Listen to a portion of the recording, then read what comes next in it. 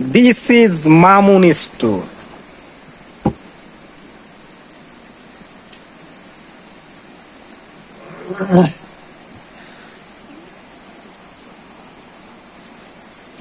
এখানে মূলত আমরা সময় করে একটা আড্ডা মারি। এ হলো আমাদের মামুন ভাই, বিশিষ্ট ব্যবসায়ী। এই হলো আমাদের প্রমোদ চাকমা, বিশিষ্ট ব্যবসায়ী।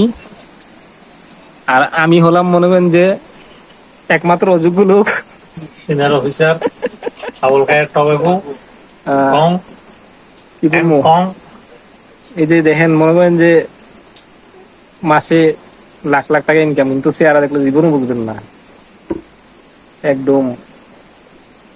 এই যে আরেকজন দেখেন ভাই এইগুলো, করে যাবে কাস্টমার মধ্যে কি বলে ওই ইনকাম ট্যাক্স দিতে হবে ভাই, এরকম এইগুলো তার দোকানের পরিবেশ।